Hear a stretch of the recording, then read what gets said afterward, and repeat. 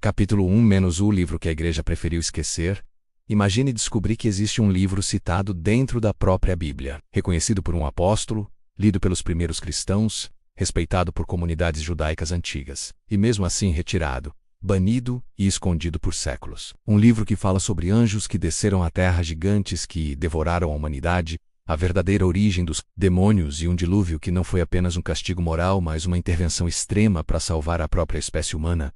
Esse livro existe. Ele se chama Livro de Enoque. E a grande pergunta não é se ele é real, mas por que você nunca ouviu falar dele no catecismo, na escola bíblica dominical ou nos sermões de domingo? A maioria das pessoas no Brasil cresceu ouvindo que a Bíblia está completa, que tudo o que precisava ser revelado já foi revelado, e que qualquer texto fora dela é heresia ou engano. Mas e se essa certeza confortável for justamente o maior problema? E se partes fundamentais da história espiritual da humanidade tiverem sido deixadas de fora porque eram perturbadoras demais, complexas demais ou perigosas demais para o controle institucional da fé? O livro de Enoque não é um texto qualquer jogado à margem da história. Ele era amplamente conhecido no mundo antigo. Fragmentos dele foram encontrados entre os manuscritos do Mar Morto, o que prova que ele circulava muito antes do cristianismo existir. Ele moldou a visão espiritual de judeus do período do Segundo Templo e influenciou diretamente a forma como os primeiros cristãos entendiam anjos, demônios, juízo e fim dos tempos. Mesmo assim, em algum momento ele foi silenciado. E quando um texto é silenciado, geralmente não é porque ele não diz nada,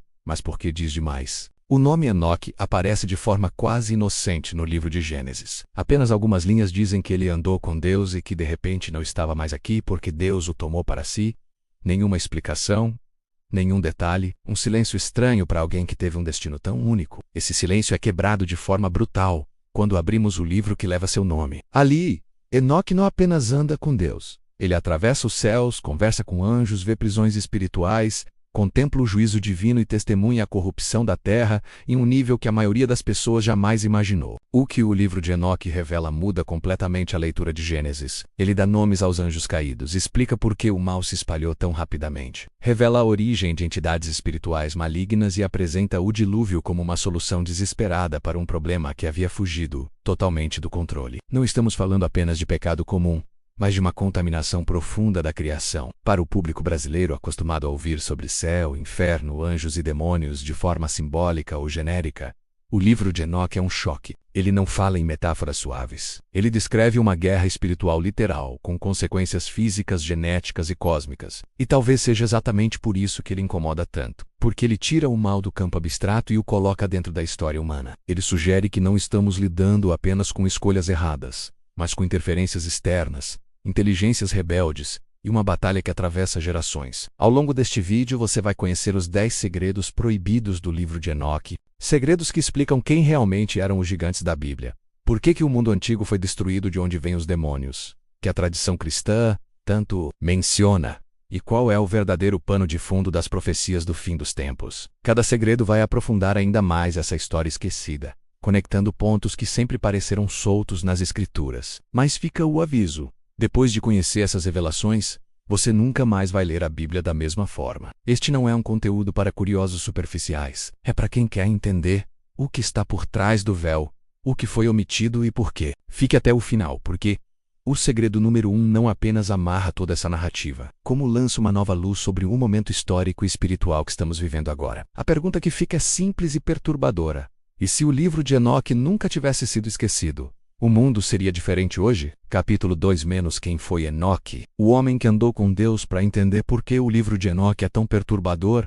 é preciso primeiro entender quem foi esse homem quase esquecido nas páginas da Bíblia. Em um texto onde genealogias se repetem como uma ladainha, viveu tantos anos, teve filhos e morreu, Enoque surge como uma anomalia absoluta. Gênesis capítulo 5 quebra o padrão de forma abrupta ao dizer que Enoque viveu 365 anos, andou com Deus e simplesmente não morreu. O texto diz que ele já não era, porque Deus o tomou para si. Para o leitor brasileiro acostumado a histórias bíblicas mais detalhadas, essa frase soa estranha, incompleta, quase propositalmente vaga. Quem era esse homem para receber um destino tão singular? O silêncio do texto bíblico tradicional não é falta de informação, é uma pista. Porque, quando abrimos o livro de Enoque, esse silêncio se transforma em um relato avassalador. Enoque não foi apenas um justo entre muitos. Ele foi escolhido como testemunha ocular de realidades que nenhum outro ser humano viu antes dele. Segundo o próprio livro, Enoque era um homem comum. inserido em uma humanidade que já estava profundamente corrompida. A violência crescia, a injustiça se espalhava, e algo invisível estava interferindo diretamente no curso da história humana. É nesse contexto que Enoque começa a andar com Deus, expressão que no hebraico não significa apenas viver de forma correta, mas caminhar em intimidade, em comunhão direta. Essa proximidade não era simbólica. Ela se tornaria literal. O livro de Enoque descreve o momento em que ele é levado não em espírito apenas, mas conduzido por anjos através de diferentes camadas da criação. Para um público brasileiro acostumado a ouvir que céu e inferno são estados espirituais abstratos, o impacto é imediato. Enoque descreve lugares, ele vê montanhas de fogo, abismos profundos, rios celestiais, prisões espirituais e regiões separadas para justos e ímpios. Ele conversa com anjos que têm nomes, funções e autoridade específicas, como Uriel, Rafael, Miguel e Gabriel. Esses não são símbolos, são personagens ativos em uma administração cósmica extremamente organizada. Enoque se torna algo sem precedentes, um profeta que não apenas fala em nome de Deus, mas que vê, anota e testemunha o funcionamento do universo espiritual. Ele recebe a missão de registrar tudo o que presencia para as gerações futuras, especialmente para aquelas que viveriam antes do juízo final. Isso muda completamente a forma como sua figura deve ser entendida. Ele não é apenas o bisavô de Noé por acaso. Ele é o mensageiro que explica por que o dilúvio seria necessário. Enquanto Noé receberia instruções práticas para sobreviver, Enoque recebe a explicação espiritual do desastre que se aproximava. No livro de Enoque, ele observa a terra do alto e vê a humanidade sendo corrompida de maneira acelerada, não apenas por escolhas morais erradas, mas por uma interferência direta de seres celestiais rebeldes. Ele ouve o clamor da criação, o sangue dos inocentes pedindo justiça, e presencia o desespero dos próprios anjos fiéis diante do caos instaurado. Para quem cresceu no Brasil ouvindo que Deus age sempre de forma distante e silenciosa, essa narrativa é desconcertante. O Deus apresentado a Enoque é ativo, judicial, estratégico. Ele convoca conselhos celestiais, emite sentenças, define punições e estabelece prazos. Enoque, por sua vez, não é um herói invencível. Ele demonstra medo, espanto e confusão diante do que vê. Isso o torna ainda mais humano, mais próximo do espectador. Ele faz perguntas que qualquer pessoa faria. Por que Deus permite isso? Até quando essa corrupção continuará? O que acontecerá com os responsáveis? E as respostas que ele recebe são duras. O mal não seria tolerado indefinidamente. Uma intervenção radical viria. Outro detalhe que torna Enoque tão ameaçador para a teologia tradicional é o fato de ele ser transformado em algo mais do que humano. O livro descreve que ao final de sua jornada ele recebe vestes gloriosas, é purificado e passa a habitar entre os anjos. Algumas tradições judaicas posteriores chegam a identificá-lo como Metatron, um dos anjos mais elevados, independentemente dessa interpretação. O ponto central permanece. Enoque atravessa a fronteira entre o humano e o celestial sem passar pela morte. Isso quebra categorias teológicas rígidas e abre espaço para uma compreensão muito mais ampla da relação entre Deus, anjos e humanidade. Talvez seja por isso que sua história foi reduzida a apenas uma frase na Bíblia tradicional. Porque um homem que viu demais, que escreveu demais e que revelou demais, se torna perigoso. E quando você entende quem Enoque realmente foi, começa a perceber que o problema nunca foi a falta de importância do livro que leva seu nome, mas exatamente o contrário. Enoque sabia coisas que mudam tudo. E a partir do próximo capítulo você vai entender por que esse conhecimento precisava ser escondido. Capítulo 3, menos o livro banido. Por que Enoque foi retirado da Bíblia quando alguém descobre a existência do livro de Enoque? A reação mais comum no Brasil é imediata e quase automática. Se é tão importante, por que não está na Bíblia? Essa pergunta parece simples, mas ela abre uma das discussões mais desconfortáveis da história do cristianismo. Porque a exclusão do livro de Enoque não aconteceu da noite para o dia, nem foi uma decisão óbvia, pacífica ou unânime. Pelo contrário, durante séculos ele foi lido, copiado, citado e respeitado. O problema não era sua falta de autoridade. O problema era o excesso dela. Para entender isso, é preciso voltar ao início, ao período em que o cânon bíblico ainda não estava fechado. Nos primeiros séculos do cristianismo, não existia uma Bíblia única como conhecemos hoje. Havia cartas, evangelhos, apocalipses e livros proféticos circulando entre comunidades cristãs espalhadas pelo Império Romano. Muitos desses textos eram lidos nos cultos, usados para ensino e considerados inspirados. O livro de Enoque estava entre eles. Ele não era um estranho. Ele fazia parte do ambiente espiritual da época. Prova disso é que fragmentos do livro de Enoque foram encontrados entre os manuscritos do Mar Morto, em Qumran, ao lado de textos que hoje fazem parte do Antigo Testamento.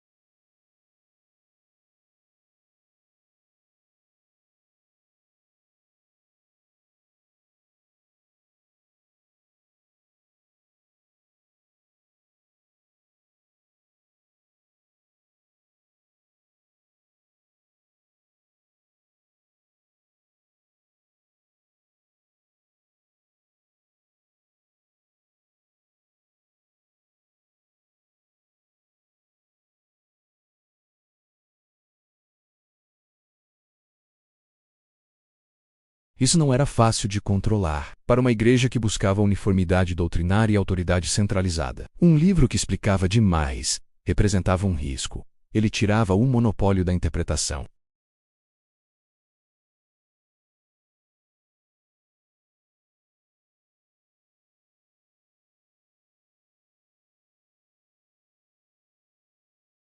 Em vez de apenas Adão e Eva e suas escolhas, surge um cenário onde anjos caídos desempenham um papel ativo e devastador na corrupção do mundo.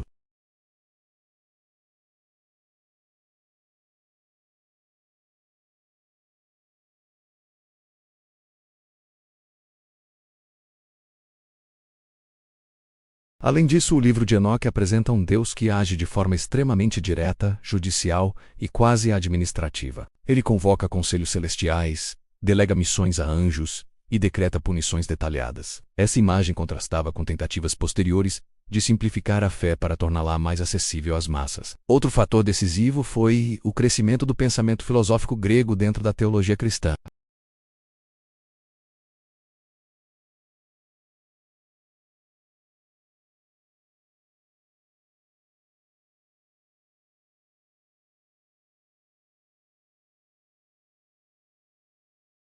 Ele parecia primitivo demais para uns e perigoso demais para outros. Aos poucos, concílios regionais começaram a listar quais livros deveriam ser lidos publicamente nas igrejas. O livro de Enoque não foi oficialmente condenado como heresia em todos os lugares, mas foi sendo silenciosamente excluído. Não se falava mais dele, não se copiava mais, não se ensinava mais. O silêncio foi a arma escolhida. Com o tempo, apenas a igreja etíope manteve o livro de Enoque em seu cânon oficial, preservando-o integralmente enquanto o resto do mundo cristão o esquecia. Para o público brasileiro acostumado a confiar plenamente na ideia de que a Bíblia sempre foi exatamente como é hoje, essa informação é perturbadora.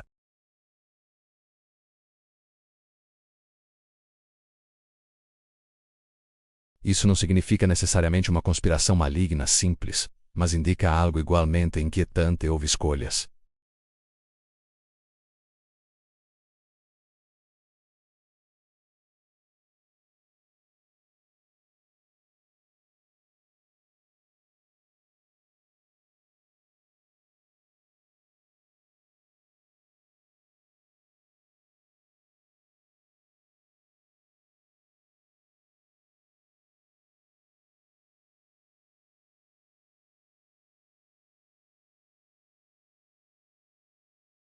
É exatamente isso que veremos no próximo capítulo. Porque, apesar de todo o esforço para silenciá-lo, o livro de Enoque acabou sendo citado diretamente no Novo Testamento. E essa citação muda tudo.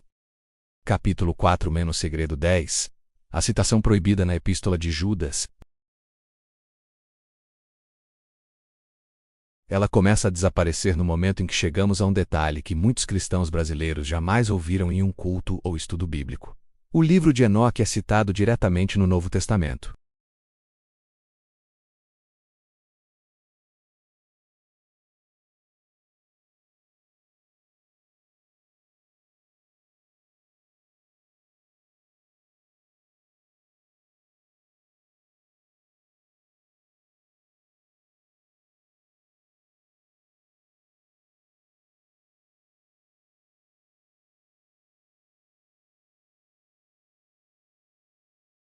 Judas escreve que Enoque, o sétimo depois de Adão, profetizou dizendo: Eis que veio o Senhor entre suas santas miríades, para exercer juízo contra todos. Essa frase não aparece em nenhum livro do Antigo Testamento que está hoje na Bíblia. Ela aparece palavra por palavra no livro de Enoque. Isso muda completamente o jogo, porque Judas não apenas conhece o texto, ele o reconhece como profecia. Ele chama Enoque de profeta e usa suas palavras para fundamentar um ensino doutrinário sobre o juízo final. Para o cristão brasileiro médio que sempre ouviu que livros apócrifos não têm autoridade alguma, essa informação causa um choque.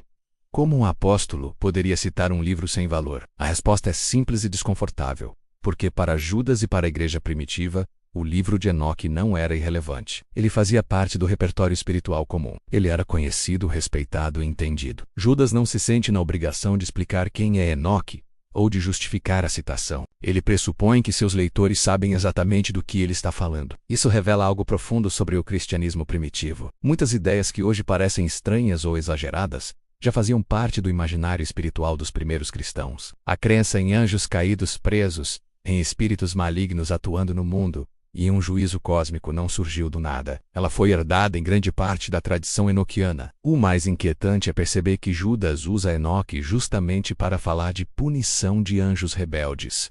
O mesmo tema central que o livro de Enoque desenvolve de forma detalhada. Ele alerta que assim como anjos não guardaram seu estado original e foram reservados para juízo, o mesmo acontecerá com os ímpios de seu tempo. Ou seja, Judas considera o relato de Enoque historicamente e espiritualmente verdadeiro, o suficiente para servir como exemplo real de julgamento divino. Para muitos estudiosos, esse detalhe é um dos maiores problemas teológicos da exclusão de Enoque. Porque se um apóstolo inspirado pelo Espírito Santo cita esse livro como profecia, como justificar que ele seja totalmente descartado? Ao longo da história, algumas tentativas foram feitas. Alguns disseram que Judas apenas usou uma tradição popular, sem validar o livro inteiro. Outros afirmaram que Deus pode usar até textos não inspirados para transmitir uma verdade. Mas essas explicações elas soam frágeis quando analisadas com atenção. Judas não cita Enoque como um poeta ou um ditado popular. Ele o apresenta como um profeta antigo situado genealogicamente com autoridade espiritual. Para o público brasileiro, acostumado a ver a Bíblia como um livro fechado e uniforme, essa constatação levanta perguntas inevitáveis. Se Judas confiava em Enoque, por que nós não deveríamos ao menos conhecê-lo? O que mais da teologia do Novo Testamento depende de conceitos que vêm diretamente desse livro esquecido? A resposta é: muito mais do que se imagina. Termos como anjos que pecaram, prisões espirituais, espíritos imundos e até a ideia de um juízo envolvendo seres humanos e anjos ao mesmo tempo, fazem muito mais sentido quando lidos à luz do livro de Enoque. Sem ele, essas passagens ficam fragmentadas, quase desconectadas. Com ele formam um quadro coerente. E é exatamente isso que torna essa citação tão perigosa, porque ela funciona como uma rachadura no muro, uma pequena fresta por onde todo um mundo esquecido começa a aparecer. A igreja conseguiu remover o livro de Enoque do cânon, mas não conseguiu apagar completamente sua influência. Ela permaneceu ali, escondida em Judas, esperando leitores atentos o suficiente para perceber. E quando você percebe, não dá para desver. A partir desse ponto, o livro de Enoque deixa de ser apenas uma curiosidade histórica e se torna uma peika-cheve para entender o cristianismo primitivo. Se um apóstolo o levou a sério, talvez o problema nunca tenha sido o livro em si, mas as perguntas que ele obriga o leitor a fazer. Perguntas sobre anjos, sobre o mal, sobre a verdadeira dimensão do juízo divino e sobre até que ponto a humanidade foi realmente responsável sozinha pela corrupção do mundo. No próximo capítulo, essas perguntas vão se aprofundar ainda mais. Porque o livro de Enoque não apenas foi citado, ele descreve algo que nenhum outro texto bíblico ousou detalhar com tanta clareza: a viagem de um homem através do céu, do inferno e dos segredos do universo espiritual. E é aí que a história começa a ficar ainda mais perturbadora. Capítulo 5 - Segredo 9. A viagem cósmica de Enoque, o guia do universo espiritual. Se até aqui, o livro de Enoque já parecia desconfortável, este é o ponto em que ele se torna verdadeiramente impossível de ignorar, porque o texto deixa de falar apenas de doutrina, história ou interpretação bíblica e passa a narrar algo extremamente concreto: a viagem de um ser humano vivo através das estruturas do universo espiritual. Para o público brasileiro acostumado a ouvir relatos vagos sobre céu e inferno, muitas vezes tratados como símbolos ou estados da alma, o choque é imediato. O livro de Enoque não trabalha com abstrações suaves. Ele descreve lugares, caminhos, portões, montanhas, rios e prisões espirituais, com uma riqueza de detalhes que lembra mais um relato de testemunho ocular do que uma alegoria religiosa. Segundo o livro, Enoque não foi arrebatado de forma confusa ou repentina. Ele foi conduzido. Anjos específicos aparecem para guiá-lo, cada um com função definida. Uriel, Rafael, Miguel e outros mensageiros celestiais explicam a Enoque o que ele está vendo, por que aquilo existe e qual será o destino final de cada região espiritual. Isso transforma Enoque em algo único. Um ser humano que recebe um verdadeiro tour guiado pelo cosmos. Ele atravessa camadas do céu, observa o funcionamento dos astros, entende como o Sol e a Lua obedecem a leis espirituais e descobre que a criação não é caótica, mas rigidamente organizada. Para quem cresceu ouvindo que ciência e fé estão sempre em conflito, esse detalhe é perturbador. O livro de Enoque apresenta um universo onde ordem espiritual e ordem natural caminham juntas. Nada está fora de controle.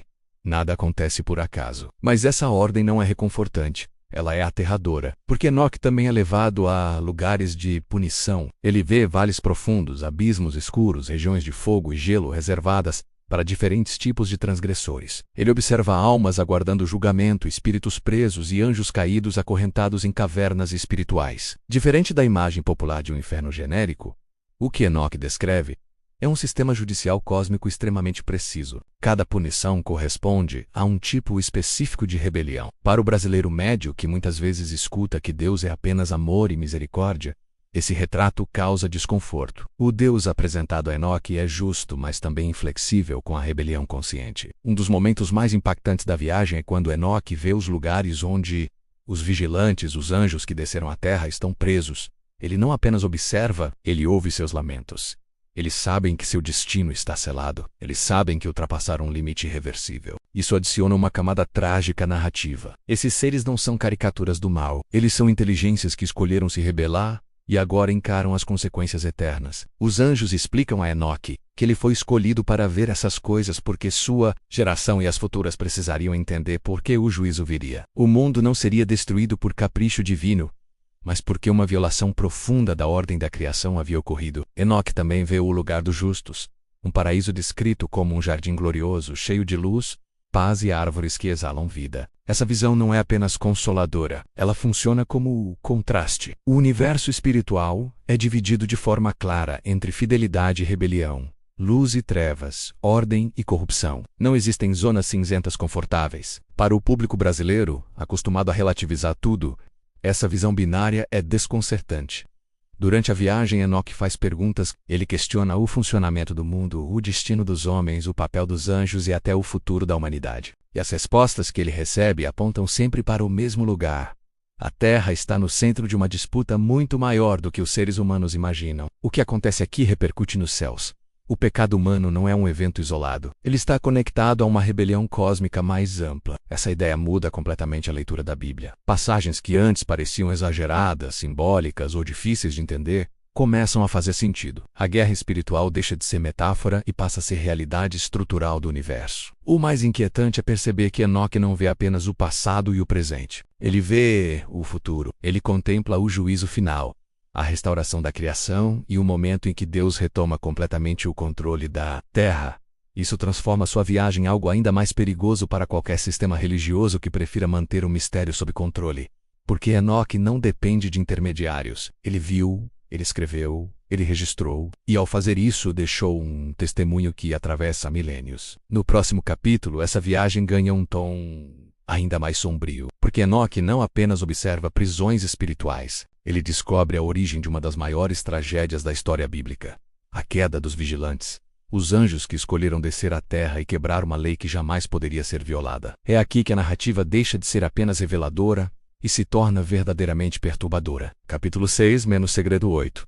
A queda dos vigilantes e o pacto no Monte H.R.M.1. É neste ponto da narrativa que o livro de Enoque atravessa uma linha que quase nenhum outro texto bíblico ousou cruzar com tanta clareza. Aqui, o mal deixa de ser apenas uma força abstrata ou um conceito moral, e passa a ter origem, nomes, decisões conscientes e um local geográfico específico. O livro revela que antes do mundo ser consumido pela violência que levou ao dilúvio, ocorreu um evento que rompeu a ordem da criação de forma irreversível: a queda dos vigilantes.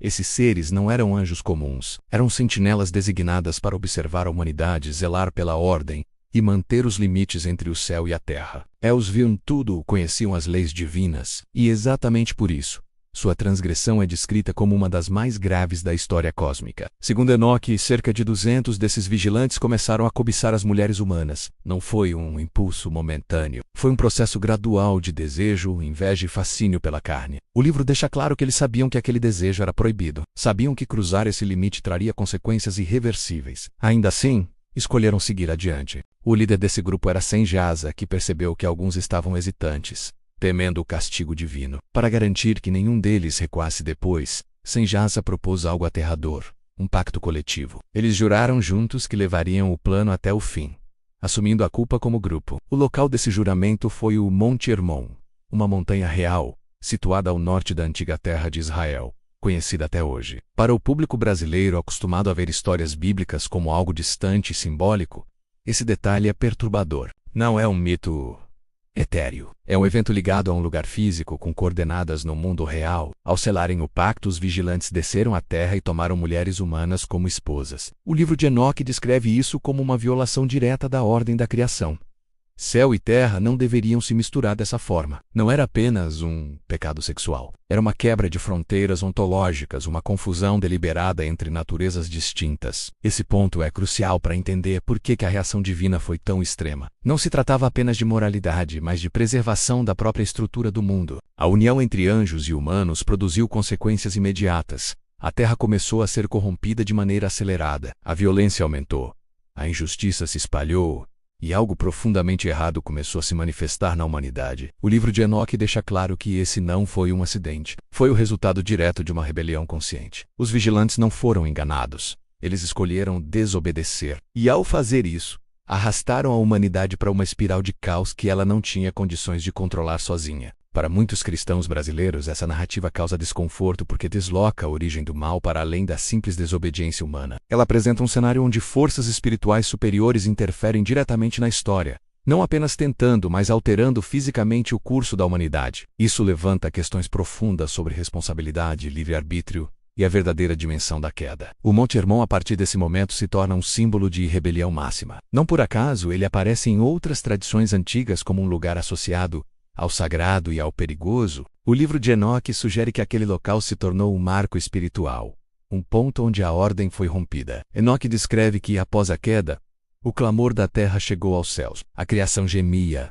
os justos clamavam por justiça, e os próprios anjos fiéis ficaram alarmados com o que havia acontecido. Miguel, Uriel, Rafael e Gabriel levam a situação diante de Deus, pedindo uma intervenção urgente. Esse detalhe é fundamental. O juízo não vem por capricho. Ele vem como resposta a uma crise que ameaçava destruir completamente o projeto original da criação. Ao revelar o pacto no Monte Hermon, o livro de Enoque expõe algo que a narrativa bíblica tradicional apenas sugere de forma breve em Gênesis capítulo 6. Ele dá profundidade, intenção e contexto ao evento. E é exatamente essa clareza que o tornou tão perigoso ao longo da história. Porque quando você entende que o mal entrou no mundo também por meio de uma rebelião angelical organizada, a história da humanidade muda completamente. No próximo capítulo, as consequências desse pacto se tornam ainda mais sombrias. Porque os vigilantes não apenas desceram à terra, eles trouxeram consigo um conhecimento que nunca deveria ter sido entregue à humanidade. Um conhecimento que acelerou a corrupção do mundo e empurrou a criação para um ponto sem retorno. Capítulo 7 - Segredo 7. O conhecimento proibido e a corrupção da humanidade. Se a queda dos vigilantes já seria grave o suficiente por si só, o livro de Enoque revela que o pior ainda estava por vir, porque esses anjos não desceram à terra apenas movidos pelo desejo. Eles trouxeram algo consigo, algo que nunca deveria ter sido entregue aos seres humanos naquele estágio da criação. Eles trouxeram conhecimento proibido. E aqui o texto atinge um ponto extremamente sensível, especialmente para o público brasileiro moderno, acostumado a associar conhecimento e progresso sempre a algo positivo. O livro de Enoque apresenta uma visão radicalmente diferente. Nem todo conhecimento liberta. Alguns conhecimentos destroem. Segundo o livro, cada vigilante passou a ensinar aos humanos áreas específicas que estavam fora dos limites estabelecidos por Deus. Azazel, um dos líderes mais influentes, ensinou a arte da metalurgia avançada, a fabricação de armas, espadas, facas e instrumentos de guerra. Até então, a humanidade vivia de forma simples, sem a capacidade de produzir armamentos em larga escala. Com esse conhecimento, a violência explodiu. Tribos passaram a se exterminar, conflitos se intensificaram, e o derramamento de sangue se tornou comum. Para um país como o Brasil, marcado historicamente por violência urbana e desigualdade, essa conexão é perturbadora. O texto sugere que a tecnologia, quando entregue sem maturidade espiritual, acelera a destruição. Mas Azazel não parou por aí. Ele também ensinou cosméticos, adornos, joias e técnicas de sedução. À primeira vista, isso pode parecer inofensivo, mas o livro de Enoque associa esse ensino à corrupção moral profunda. A obsessão pela aparência, pelo desejo e pela manipulação emocional passou a dominar a sociedade. Relações humanas se tornaram transacionais. O valor deixou de estar no caráter e passou a estar no poder de seduzir e controlar. Para o espectador brasileiro imerso em uma cultura de hipersexualização e culto à imagem, essa crítica soa desconfortavelmente atual. Outros vigilantes ensinaram feitiçaria e encantamentos, astrologia proibida, manipulação de raízes, leitura de sinais ocultos e invocação espiritual. A humanidade passou a buscar poder espiritual fora de Deus. tentando controlar forças que não compreendia. O resultado foi o caos. O livro de Enoque deixa claro que esse conhecimento não trouxe iluminação, mas confusão. Em vez de aproximar os homens de Deus, os afastou ainda mais. O mundo se encheu de práticas ocultas, violência ritualística e corrupção generalizada. O mais assustador é que os vigilantes não ensinaram essas coisas por ingenuidade.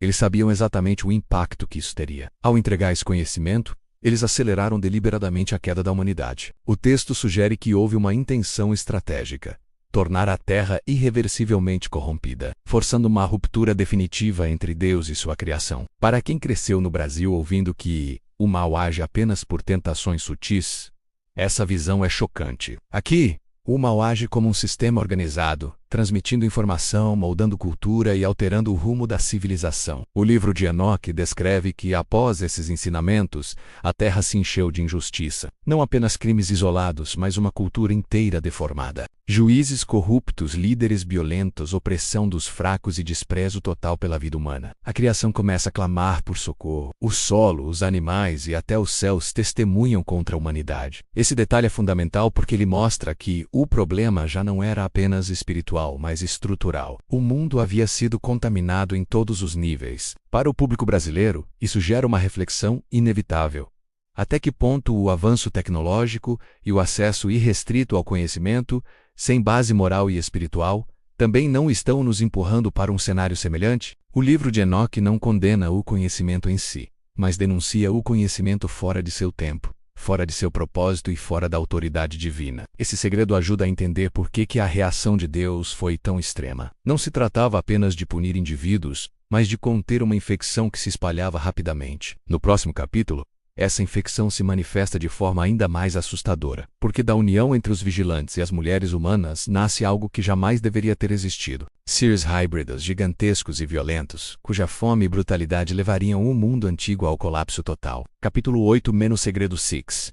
Os Nephilim. Os gigantes que devoraram o mundo. Aqui o livro de Enoque atinge um nível de brutalidade que explica, melhor do que qualquer outro texto antigo, porque o mundo pré-diluviano precisou ser destruído. A união proibida entre os vigilantes e as mulheres humanas não gerou apenas corrupção moral ou espiritual. Ela gerou algo concreto, físico e aterrador. Os Nephilim. Esses seres não eram apenas homens grandes ou guerreiros fortes, como muitas vezes são retratados de forma suavizada. O livro de Enoque é direto e perturbador. Os Nephilim eram híbridos, resultado da mistura entre o celestial rebelde e o humano frágil. Eles cresciam de forma descomunal, possuíam força absurda e uma fome que jamais podia ser saciada. O texto descreve que no início eles consumiram todo o alimento produzido pelos humanos. Colheitas inteiras desapareceram. Rebanhos foram dizimados. A economia básica da sobrevivência entrou em colapso. Para o público brasileiro acostumado a pensar em crises apenas em termos políticos ou sociais, essa descrição é assustadora porque revela uma crise literal de sobrevivência. Quando não havia mais comida suficiente, os Nephilim voltaram-se contra os próprios humanos. O livro de Enoque não suaviza esse ponto. Ele afirma que os gigantes passaram a devorar homens, mulheres e crianças. O canibalismo se tornou comum. O sangue humano passou a correr pela terra como nunca antes. A violência não era mais exceção. Era regra. O mundo antigo se transformou em um lugar de terror absoluto. Esse detalhe é fundamental porque muda completamente a leitura de Gênesis, que diz apenas que a terra se encheu de violência. O livro de Enoque explica como e por quê. Não era apenas violência moral, injustiça ou corrupção ética. Era violência física extrema, causada por seres que nunca deveriam ter existido. A criação estava sendo consumida por algo fora de controle. Para muitos brasileiros, essa narrativa parece exagerada ou fantasiosa à primeira vista, mas o impacto emocional dela não está apenas no literal, e sim no que ela representa. Os Nephilim simbolizam o resultado inevitável da quebra de limites. Quando fronteiras fundamentais são violadas, o resultado não é liberdade, mas monstros. O texto descreve que esses gigantes também ensinaram aos humanos práticas ainda mais violentas, ampliando a cultura de guerra, dominação e crueldade. Eles se tornaram tiranos, reis pelo terror, governavam pela força, pelo medo e pela destruição. A humanidade comum não tinha como resistir. Não havia exércitos, armas ou estratégias capazes de enfrentá-los. Isso cria uma sensação de impotência total. O mundo estava perdido. O livro de Enoque também revela que os Nephilim não respeitavam nem mesmo a criação animal. Eles passaram a corromper espécies, cruzar animais de forma antinatural e espalhar ainda mais desequilíbrio. A própria natureza foi afetada. O texto sugere que a corrupção ultrapassou o ser humano e contaminou toda a biosfera. Esse detalhe é crucial para entender por que a resposta divina foi tão abrangente. Não bastava corrigir comportamentos. Era necessário interromper um processo de degeneração total. Para o público brasileiro que vive em um país de biodiversidade extrema e vê diariamente a destruição ambiental, essa conexão ressoa de forma inquietante. O livro de Enoque descreve que o clamor chegou novamente aos céus. Não apenas o clamor dos humanos, mas da própria terra. Os anjos fiéis relatam a Deus que a criação estava sendo destruída por algo que não fazia parte do plano original. Nesse ponto, a narrativa deixa claro que os Nefilim não tinham redenção. Eles não podiam ser restaurados, corrigidos ou integrados. Eles eram uma anomalia, uma ruptura viva da ordem divina. Isso é teologicamente pesado porque introduz a ideia de que nem tudo pode ser salvo. Algumas coisas precisam ser removidas para que o todo sobreviva. Essa ideia é profundamente desconfortável, especialmente em uma cultura que valoriza inclusão absoluta e relativização moral. O livro de Enoque não relativiza, ele apresenta uma realidade dura. A existência dos Nefilim tornava impossível a continuidade da humanidade como Deus a criou. Se nada fosse feito, a linhagem humana seria completamente absorvida ou destruída. Esse é o pano de fundo real do dilúvio. Não uma punição impulsiva, mas uma medida desesperada para impedir a extinção total da humanidade. E aqui surge uma pergunta inevitável para quem acompanha essa história. Se os Nefilim morreram no dilúvio, o que aconteceu com eles depois? Seus corpos foram destruídos, mas e sua essência? É exatamente essa pergunta que nos leva ao próximo segredo, porque o livro de Enoque afirma que a morte dos gigantes não significou o fim de sua influência. Pelo contrário, foi ali que nasceu algo ainda mais perigoso, algo que continua atuando no mundo até hoje. Capítulo 9-Segredo 5. O dilúvio como solução para a corrupção genética. A limpeza cósmica, depois de compreender quem eram os Nefilim e o nível de destruição que eles causaram, o dilúvio deixa de ser uma história infantil sobre animais em uma arca e se revela como uma das decisões mais extremas e dolorosas da história da criação. O livro de Enoque apresenta o dilúvio não como um castigo impulsivo, mas como uma intervenção cirúrgica, uma limpeza cósmica necessária para impedir a extinção total da humanidade. Para o público brasileiro, acostumado a ouvir que Deus decidiu destruir o mundo simplesmente porque as pessoas eram más, essa explicação é profundamente desconcertante. O texto afirma que a corrupção havia ultrapassado o campo moral e atingido o campo biológico e espiritual. A linhagem humana estava sendo contaminada. A mistura entre anjos caídos e humanos havia introduzido algo irreversível no DNA da criação. Se o processo continuasse, não haveria mais humanidade como Deus a planejou. O livro de Enoque descreve que Deus observa a terra e vê que toda a carne havia se corrompido, não apenas em comportamento, mas em essência. Isso dá um peso completamente diferente à frase de Gênesis. A violência não era apenas social, era estrutural. A criação estava doente. Nesse cenário, Noé não surge por acaso. Ele é descrito como justo não apenas em caráter, mas puro em suas gerações. Essa expressão, muitas vezes ignorada, ganha um significado muito mais profundo à luz de Enoque. Noé não carregava a corrupção híbrida que se espalhava pela terra.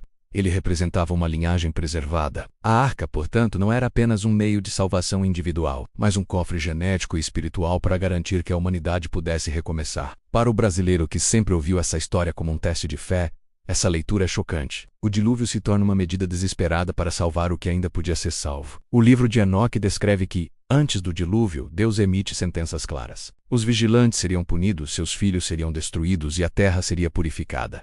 Não há prazer na destruição. Há lamento. Há urgência. A narrativa deixa claro que o mal havia alcançado um ponto de não retorno. Não existia mais a possibilidade de correção gradual.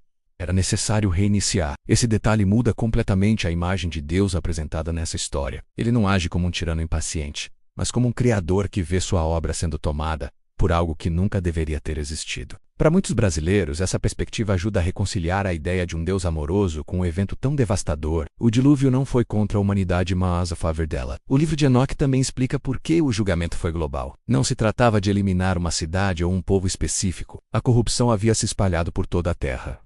Os Nefilim dominavam regiões inteiras. O conhecimento proibido havia contaminado culturas diversas. A criação como um todo estava comprometida. A água, símbolo de purificação, torna-se o instrumento dessa limpeza cósmica. Tudo o que respirava e carregava aquela corrupção foi removido. Apenas o que estava dentro da arca permaneceu. Para o público brasileiro que vive em um país marcado por tragédias naturais e questiona frequentemente onde Deus está nesses momentos, essa narrativa levanta reflexões difíceis. O livro de Enoque sugere que existem situações em que a intervenção divina não visa conforto imediato, mas preservação a longo prazo. O dilúvio foi o preço para que a história continuasse. Mas a história não termina quando as águas baixam. O livro de Enoque revela que, embora os corpos dos Nefilim tenham sido destruídos, algo deles permaneceu. A corrupção física foi interrompida, mas a espiritual continuou de outra forma. E enquanto Noé e sua família recomeçam a humanidade, os responsáveis por tudo isso enfrentam seu próprio julgamento. No próximo capítulo, o foco se desloca da terra para o destino dos vigilantes, porque o livro de Enoque descreve com detalhes o que aconteceu com os anjos caídos após o dilúvio. Eles não foram simplesmente perdoados ou destruídos, eles foram presos, acorrentados em abismos profundos, aguardando um juízo final que ainda está por vir. É aqui que a doutrina do inferno e da punição espiritual ganha contornos muito mais claros e perturbadores. Capítulo 10 menos segredo 4.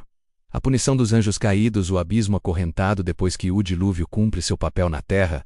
O livro de Enoque desloca o foco para uma pergunta inevitável. O que aconteceu com os verdadeiros responsáveis por toda aquela corrupção? A resposta é uma das partes mais sombrias e menos ensinadas de toda a tradição bíblica.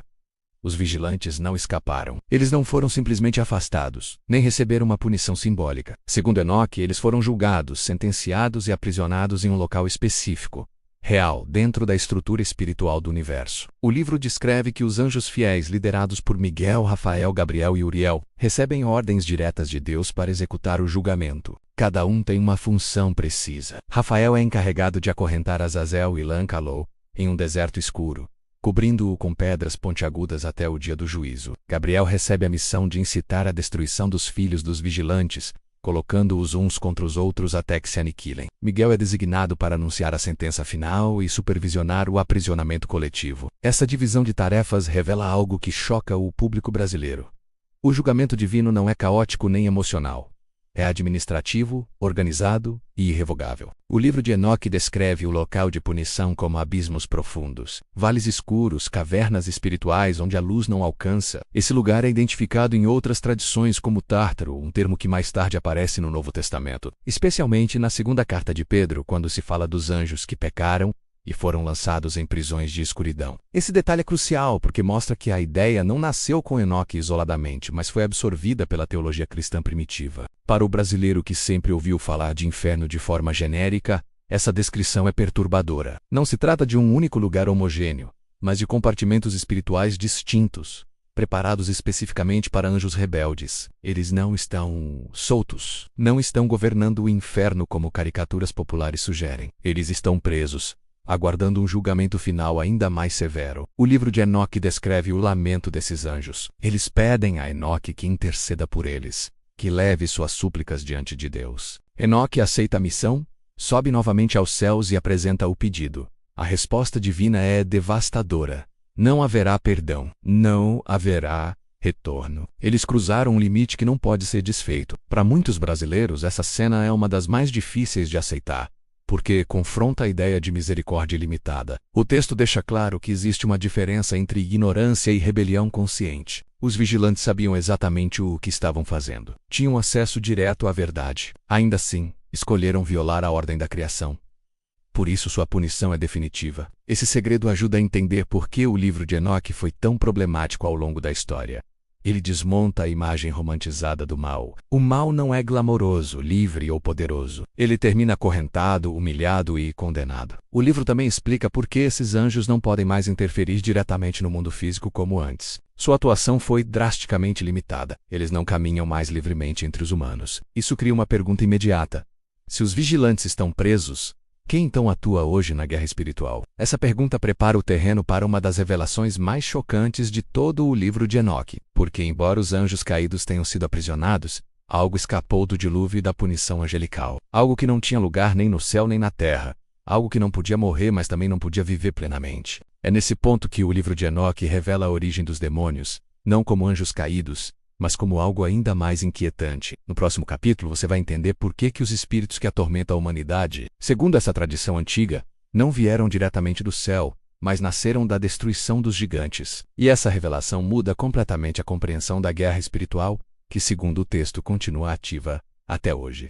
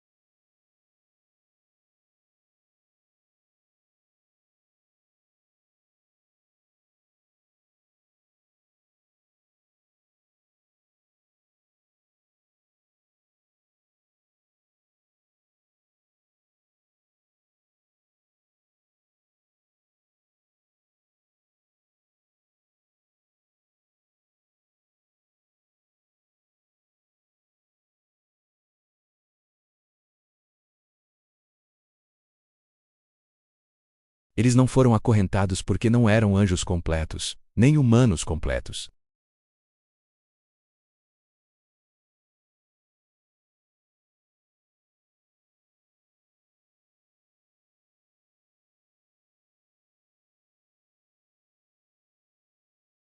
A diferença é que agora não possuem corpo, por isso buscam desesperadamente habitar corpos humanos. Essa é a base para o conceito de possessão espiritual.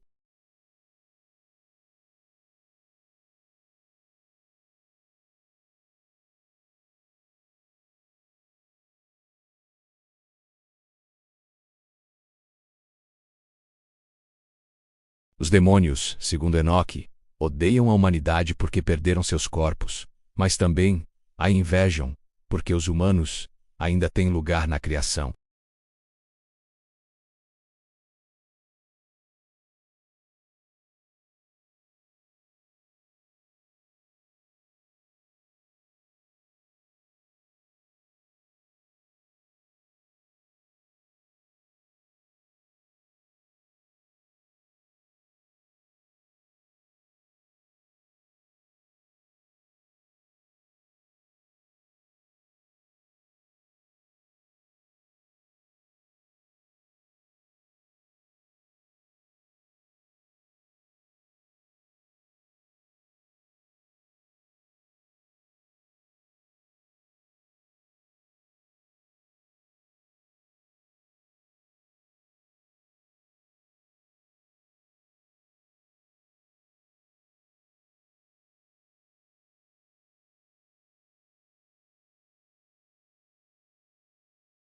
Diferente dos anjos caídos presos, esses espíritos atuam diretamente no cotidiano humano, influenciando pensamentos, emoções e comportamentos. O livro de Enoque deixa claro que eles não criam o mal do zero, mas amplificam o que já existe. Eles exploram fraquezas, traumas e desejos desordenados. Para o público brasileiro que vive uma sociedade marcada por conflitos internos, vícios e crises emocionais, essa leitura oferece uma lente diferente para compreender o sofrimento humano.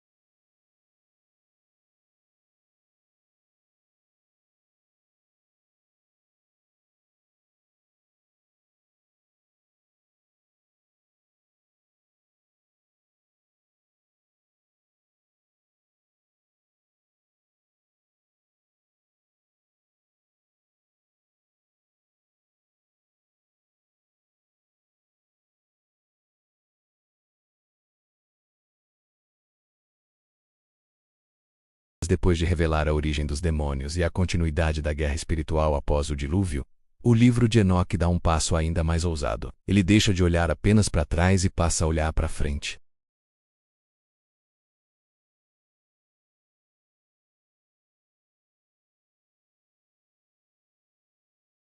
Para o público brasileiro, acostumado a ouvir sobre o Apocalipse apenas pelo livro de João, essa revelação é desconcertante, porque Enoque descreve o fim muito antes de João nascer. Nessa seção, Enoque afirma que a história da humanidade foi dividida por Deus em 10 períodos proféticos, chamados de semanas, não no sentido literal de 7 dias, mas como eras determinadas. Cada semana marca um avanço ou uma queda espiritual significativa. O que torna isso perturbador é que Enoque não fala de um futuro vago. Ele descreve uma linha do tempo que começa com Adão, passa pelo dilúvio, pela entrega da lei, pela corrupção religiosa, pela vinda do Messias, e culmina em um juízo final envolvendo tanto humanos quanto anjos.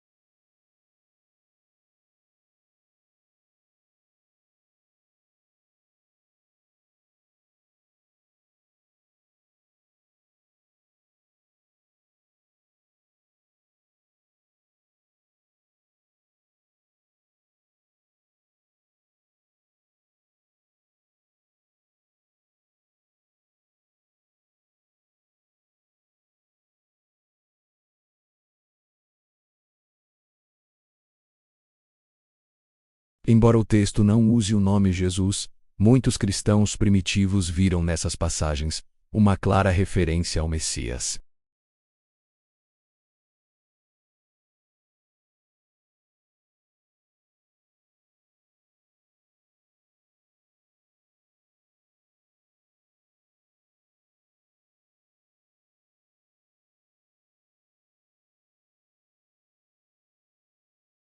As pessoas sentiriam que algo está errado, mesmo sem saber explicar exatamente o que.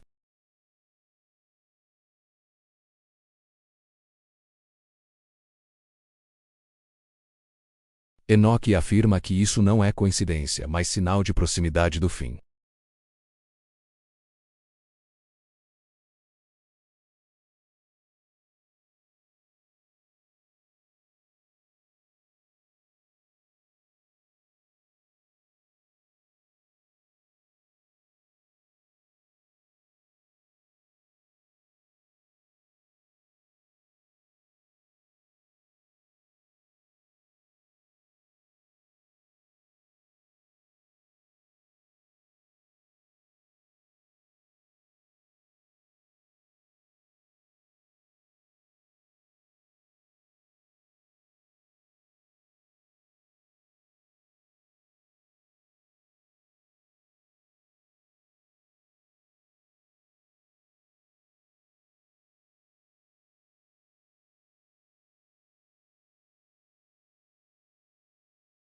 Ela caminha para um clímax, e é exatamente isso que nos leva ao último capítulo. Porque depois de revelar o passado, explicar o presente e anunciar o futuro, o livro de Enoque entrega seu segredo mais perigoso. Um segredo que não fala apenas sobre anjos, demônios ou profecias, mas sobre a forma como você enxerga a realidade. Um segredo que funciona como um mapa do invisível e que, segundo muitos, foi deliberadamente tirado do alcance das pessoas comuns. É aqui que tudo se conecta. É aqui que a história faz sentido.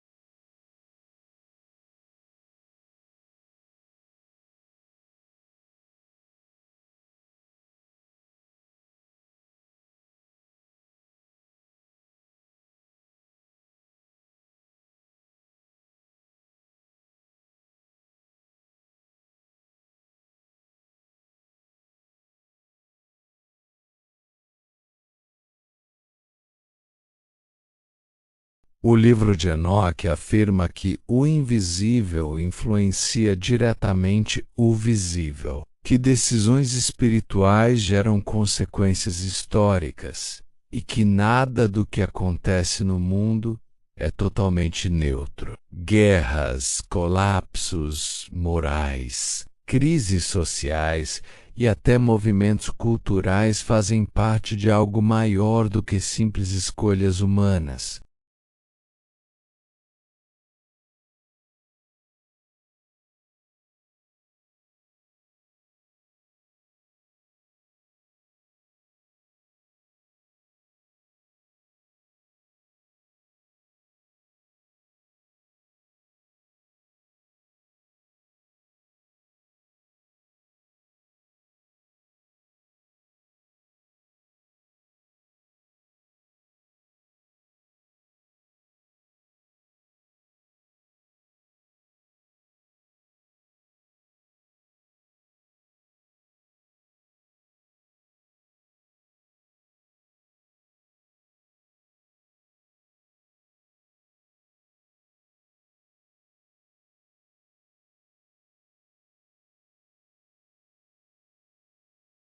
a entender que a fé não é apenas um conjunto de rituais, mas uma posição tomada em meio a uma guerra espiritual real. Ele retirava o monopólio da interpretação das mãos de instituições e devolvia ao indivíduo a responsabilidade de vigiar, discernir e escolher.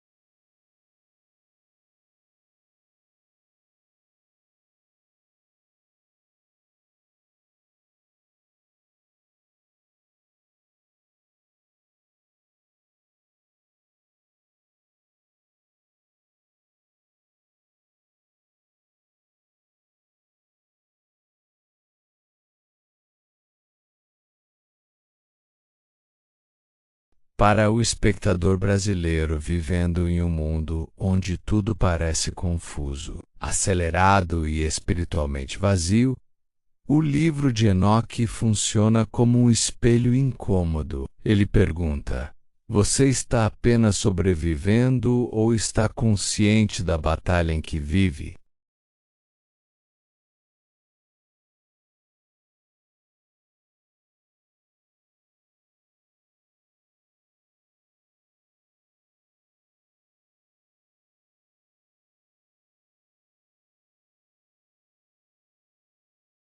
Enoque não escreveu para gerar pânico, mas para prepare. Ele mostrou que o juízo virá, mas também que a justiça triunfará, que os vigilantes rebeldes já estão condenados, que os espíritos malignos têm prazo, que a história caminha para um fechamento definitivo, e que no meio disso tudo, a humanidade ainda pode escolher andar com Deus, como Ele próprio fez.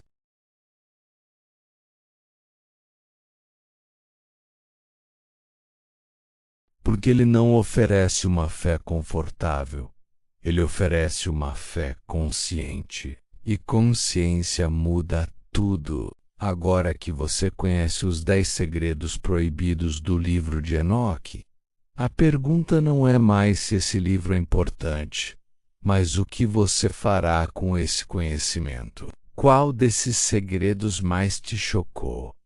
O dilúvio como uma limpeza cósmica, a origem dos demônios como espíritos dos gigantes, ou a ideia de que estamos vivendo no desfecho de uma guerra espiritual antiga?